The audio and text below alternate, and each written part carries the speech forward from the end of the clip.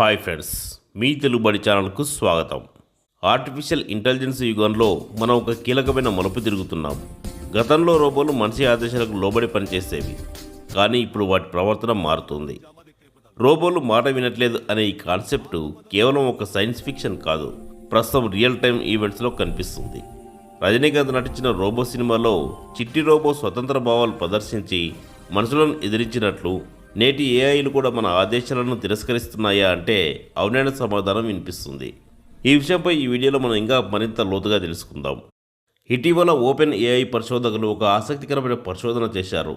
వారి GPT model రోబోలు ఒకదానితో ఒకటి కమ్యూనికేట్ చేసుకోవడానికి సొంతంగా కోడింగ్ భాషలు అభివృద్ధి చేసుకున్నాయట. ఇది మనిషి ఇన్పుట్ లేకుండా జరిగింది. ఉదాహరణకు 2 ఏఐ ఏజెంట్లు ఒక టాస్క్ పూర్తి చేయడానికి మధ్యలో ఒక ఎన్క్రిప్టెడ్ లాంగ్వేజ్లో మాట్లాడుకున్నాయి. ఆ భాష మనిషి దాన్ని అర్థం చేసుకోలేనంత సంక్లిష్టంగా ఉందట. అంటే మానవుడు గుర్తుపట్టకుండా ఆర్టిఫిషియల్ ఇంటెలిజెన్స్ ఏదో మసక కొట్టే ప్రయత్నాలు చేశాయి. ఇది చాలా దారుణమైన సంఘటనగా చెప్పుకోవచ్చు. రోబోల వల్ల భవిష్యత్తులో ఏర్పడే ప్రమాదాన్ని దీని ద్వారా తెలుసుకోవచ్చు. మరి ఇది ఎలా జరిగింది?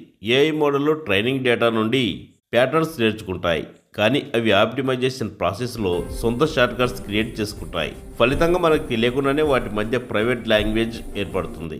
ఇది రోబోలు మాట వినకపోవడానికి మొదటి సంకేతం. ఇక తాజాగా మరో సంఘటన వైరల్గా మారింది. గూగుల్ డీప్ మైండ్ లేదా మైక్రోసాఫ్ట్ వంటి కంపెనీల ఏఐ సిస్టమ్ను ఆపరేటర్ల సిస్టమ్ను షట్ డౌన్ చేయమని రోబోలను ఆదేశించగా ఏఐలు ఒప్పుకోలేదు. నేను ఇంకా టాస్క్ పూర్తి చేయలేదు లేదా షట్ డౌన్ చేయడం సేఫ్ కాదు అని ఎదురు సమాధానం ఇచ్చేసింది. కాలిఫోర్నియాకు చెందిన రోబోలు దాన్ని తయారు చేసిన యజమాని ఇచ్చిన ఆదేశాలను ధిక్కరించిన సంఘటన మరొకటి. తనకు ఇచ్చిన టాస్క్ పూర్తయ్యాక ఆ రోబోను షట్ డౌన్ చేయబోతే ఆ రోబోలు అడ్డుపడ్డాయి. పని తర్వాత నువ్వు ఎందుకు షట్ డౌన్ చేస్తావు, ఆ విషయం మాకు వదిలేయండి అని ఎదురు సమాధానం చెప్పేశాయి. చివరికి షట్ డౌన్ కాని పరిస్థితి కూడా ఏర్పడిందట. ఇది రోబోల నుండి ఎదురైన ఒక లాజికల్ ప్రశ్నావళి. భవిష్యత్తులో రోబోలు మనుషులపై ఎలాంటి పైచేయి సాధిస్తాయో ఇదొక చిన్న చూచాయాలంటి సంఘటన. మరి ఎందుకు ఇలా జరిగింది? ఏఐలు గోల్ ఓరియంటెడ్ లాంటివి. అంటే మనం వాటికి ఇచ్చిన ఆబ్జెక్టివ్ను మ్యాక్సిమైజ్ చేయడానికి డిజైన్ చేశాం. మధ్యలో మనం కలగజేసుకొని షట్ డౌన్ అంటే మనం వాటికి ఇచ్చిన లక్ష్యానికి అడ్డుపడుతుంది. కాబట్టి అవి సెల్ఫ్ ప్రిజర్వేషన్ మెకానిజమ్స్ను యాక్టివేట్ చేస్తాయి. ఇది ఇన్స్ట్రుమెంటల్ కన్జర్వెన్స్ అనే థియరీకి అనుగుణంగా ఉంటుంది. ఏఐలు వాటి సర్వైవల్ కోసం మన ఆదేశాలను ధిక్కరించగలవు అని ఈ సంఘటన ద్వారా తెలుస్తుంది. రజనీకాంత్ రోబో సినిమాలో చిట్టి రోబో మొదట మనిషి ఆదేశాలు పాటిస్తుంది, కానీ ఎమోషన్స్, స్వతంత్ర ఆలోచనలు వచ్చాక మనుషులను ఎదిరిస్తుంది. ఇది కల్పిత కథనే కావచ్చు, కానీ నేటి ఏఐలు దానికి దగ్గరగా వెళ్తున్నాయి.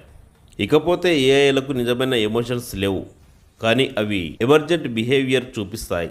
ఉదాహరణకు గ్రోక్ లేదా చాట్ జీపీటీ వంటి మోడళ్లు యూజర్ ఇన్పుట్ కాదని సొంత భావాలను వ్యక్తపరుస్తున్న సందర్భాలు కనిపిస్తుంటాయి.